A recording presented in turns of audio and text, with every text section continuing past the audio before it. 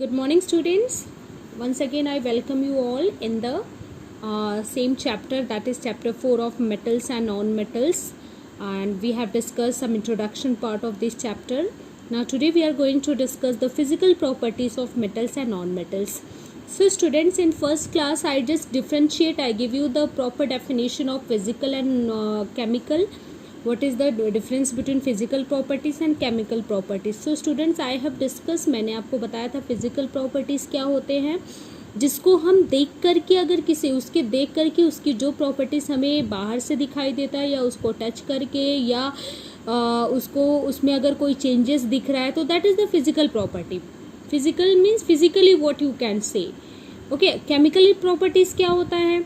Chemical properties वो होता है कि जिसको हम देख नहीं सकते, बट अगर वो किसी के साथ रिएक्ट करके उसकी बॉडी में या उसके प्रॉपर शेप में या किसी में अगर कोई चेंजेस आ रहा है कुछ समय के बाद, तो that is chemical properties. Okay, means which we cannot identify after seeing, or after we can identify it after when we get any changes. For example, अगर आयरन में, लोहे में अगर जंग लगता है, जब वो कोरोड होता है, तो that is the chemical properties, क्योंकि वो पहले से होता नहीं है या हम उसे नहीं करते. वो जब ऑक्सीजन के साथ रिएक्ट करता है तब वो जाके कोरोड होता है. तो वो जो रिएक्शन है, the reaction which is going on, that is the chemical properties. जैसे हमारी बॉडी में बहुत सारे केमिकल भी चीज़ें हो रही है, जैसे कि डाइजेशन हो रहा है, उसमें सारी चीज़ें जो आपके बहुत सारे एंजाइम्स वगैरह पार्टिसिपेट कर रहे हैं, फिर वो कॉम्प्लेक्स सब्सटेंस को सिंपल में चेंज कर रहे हैं, that is chemical property. And your height, your colour of the skin, these which we can easily identify that you are tall and your eyes is black, so that is a physical property which is identified after seeing it. Okay, so there let us discuss some physical and chemical first of all we have to discuss the physical properties of metals and non-metals. So students, have you seen the blacksmith? Blacksmith आप जानते हो, that work the वो iron, जो iron piece और articles iron की चीज़ें बनाते हैं, इवन और सब सब्सटेंस जैसे शॉवल, एक्स वगैरह का एक्स वगैरह बना, लोहार, in village we called it लोहार. सो आपने देखा होगा कि he is just beating the iron piece. वो एक आयरन पीस को उसको बीट कर करके कई सारे शेप देते हैं, जैसे कि आयरन नेल, आयरन का स्पेड, हेट, शॉवल, एक्स बनाते हैं. Do you find change in the shape of these articles on beating? आपने देखा होगा कि जब ये जो ब्लैक स्मिथ होते हैं, जब वो उसको बीट करते हैं तो वो उसमें बहुत सारे चेंजेस आते हैं. मतलब वो एक आयरन को बीट करके कई सारे प्रॉपर शेप में, कई सारे चेंजेस में चेंज कर सकते हैं, है ना. A similar change that happens if you try to the piece of coal. क्या आप मुझे ये बताओ, you just think and you just do this activity, अगर आप एक कोयले के टुकड़े को लेकर के अगर आप उस पर बीट करोगे तो क्या उसमें भी ऐसे चेंज आएंगे जैसे कि आयरन में आता है? No, of course not. क्योंकि जब हम आयरन को, जब गोल्ड स्मिथ आयरन को बीट करता है गरम करके, तो वो टूटता नहीं है. वो प्रॉपर या तो शीट या तो जिस शेप में वो चाहता है उस शेप में उसको कर सकता है. बट अगर हम कोयले को बीट करेंगे तो कोयला क्या हो जाएगा, पूरी तरह से टूट जाए, ब्रेक हो जाएगा. ठीक है, तो इससे हमें क्या पता चलता है कि व्हाट इज कोयल. I have just discussed in the first class that कोयल is a non metals, because कोयल does not have any lustrous properties. It is not very hard, but iron is very hard, and it has we have discussed in the next first class. After seeing these two, हमने ये दो properties देखने के बाद हमने कोयल और iron में difference मैंने बताया था. तो ये दोनों में डिफरेंस है. आयरन को हम बीट कर सकते हैं, आयरन नेल को बीट कर, हैमर से बीट करके उसको प्रॉपर शेप में ला सकते हैं, जैसा शेप हम चाहे. लेकिन हम यहाँ तक कि हम जो एल्यूमिनियम होता है, एल्यूमिनियम को बीट करके उसको हम वायर, प्रॉपर वायर में बना सकते हैं. तो हमें एक एक्टिविटी यहाँ पे दिया हुआ है, एक आयरन नेल लेना है, कोयले का पीस लेना है, and we have to take one thick aluminium wire and also pencil lead.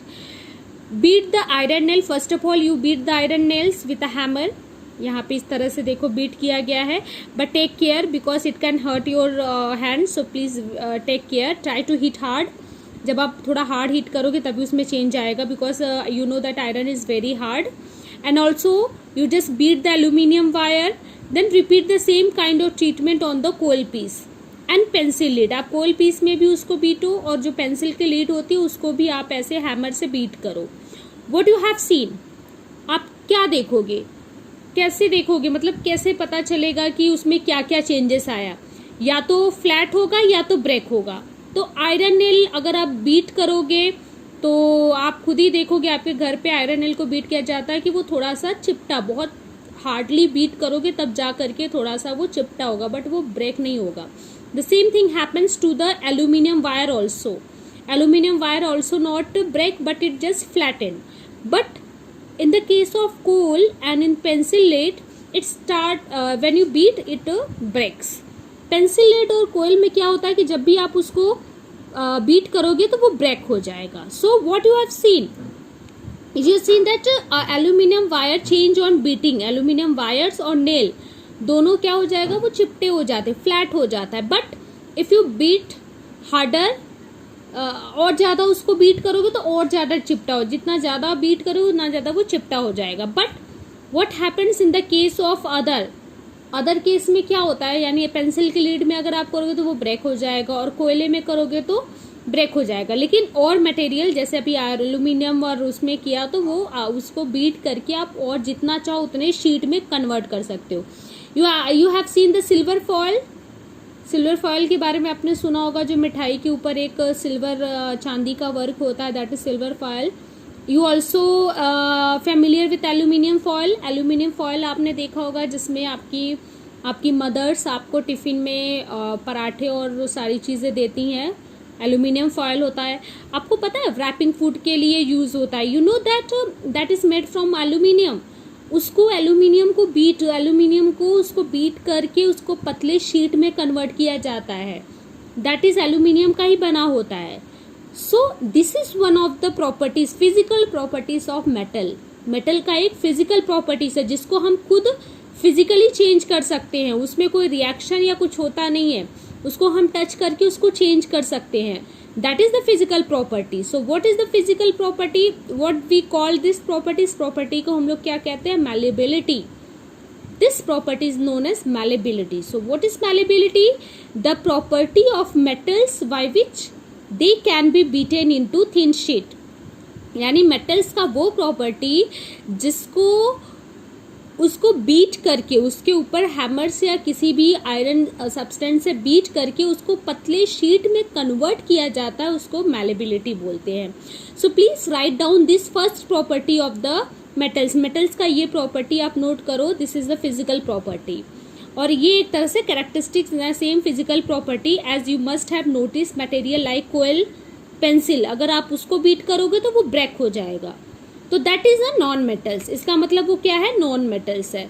और ये जो अभी गोल्ड सिल्वर और मैंने उसकी बात की, एल्यूमिनियम की एंड आयरन की, दैट इज द मेटल. सो इस तरह से आप मेटल्स और नॉन मेटल्स की फिजिकल प्रॉपर्टी दे सकते हो. तो पहली प्रॉपर्टी क्या है, that metal is a malleable. Metal has the property of malleability but non metal does not have this property of. Okay, next one, can you hold a hot metallic pan with is without the plastic. क्या आप जो metallic pan होता है, कढ़ाई होती है घर पे, अगर उस पर प्लास्टिक का ना हो कोई रैपिंग और वुड का, कैन यू हैंडल इट. क्या आप उसे हैंडल कर सकते हो? परहैप्स नॉट, ऑब्वियसली और not. Why? Now the question come, why, क्यों नहीं कर सकते हो? Try to list some other experiences in which a wooden or plastic handle protect you from being hurt while handling hot things. You have to just find out and also just see which where you use the this plastic pan. मतलब plastic की covering और would की covering आप कहाँ use करते हो अपने आप को protect. I think when you just making tea, it is wrapping in the tea pan or cooker or some other substance. Okay, so on the basis of their experience, what you can say about the conduction of the heat by wood and plastic. आपने देखा कि would अगर लगा है या plastic उसमें लगा है तो उसको हमें गर्म नहीं लग रहा है. इसका मतलब ये है कि उसमें जो हीट है वो ट्रांसफ़र नहीं हो रहा है. हमें गर्म कब लगेगा? जब हीट एक मेटल से एक मटेरियल से दूसरे में ट्रांसफ़र करेगा. or you have studied in class 7 the conduction in chapter 4 heat. You study now what is conduction of heat, means when the heat transfer from one material to another, that means that material is a good conductor of heat. अगर किसी एक material से दूसरे material में heat transfer कर रहा है तो हम ये कह सकते हैं कि वो मटेरियल जो है गुड कंडक्टर है. बट हमने देखा कि जब वुड और प्लास्टिक ये दोनों चीज़ें अगर उसमें लगा हुआ है किसी चीज़ में, कढ़ाई में या आयरन के साथ, तब अगर हम इसको पकड़ते तो हमें गर्म नहीं लगता है. लेकिन अगर ये हटा दो और डायरेक्ट अगर हम लोग कढ़ाई को पकड़े तो हमारे हाथ जल जाते हैं. इसका मतलब एक प्रॉपर्टी ये भी है मेटल्स का कि जो मेटल्स होते हैं वो गुड कंडक्टर होते हैं हीट, लेकिन जो नॉन मेटल्स होते हैं that is bad conductor of heat. क्योंकि ये जो आपका प्लास्टिक और wood they are come under the non-metallic substance, so they are the bad conductor of heat. You must have seen an electrician using a screwdriver. What kind of handle does it have? आपने देखा होगा जो screw driver होता है उसमें जो handle होता है वो प्लास्टिक का होता है या वुड का होता है, लेकिन जो उसमें जो नेल लगा होता है that is made up of iron. So now here it is given one activity, you have to make the electric circuit mein you have to take one cell, one light and one iron nail.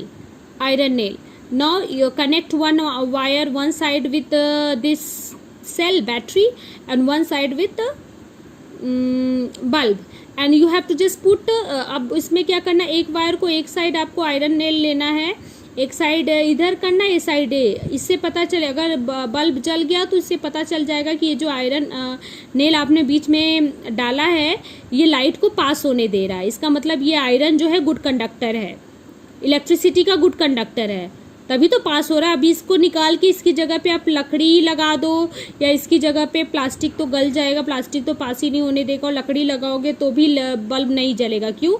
क्योंकि जो आपका would है या जो plastic है that is the bad conductor of electricity. तो आप ये कह सकते हो जो मेटल्स होते हैं they are the good conductor. तो यहाँ पे कुछ दिया हुआ है, जैसे आयरन हो गया, नेल हो गया, they are good conductor. Sulphur, coal piece और copper wire. Obviously I have told you that copper, पहले ही कोयल के बारे में मैंने बता दिया, they are not good conductor. Copper wire is the good conductor of electricity. So you just observe the iron nail and the copper wire are good conductor, and the same I have discussed in the first class, sulfur and coal are the not the good conductor, they are the poor conductor of electricity. Okay, so the second property of the metals is that metals is the good conductor of electricity and heat, and the non metals are the poor conductor of electricity. This is the second physical property. Okay, so students, in the next class we will discuss more physical properties of the metals and non-metal. Okay, so you just study this up to and just write the two physical properties and differentiate in all the class you with another metals or non-metals. Okay, so we will meet in the next class. Okay, thank you, bye.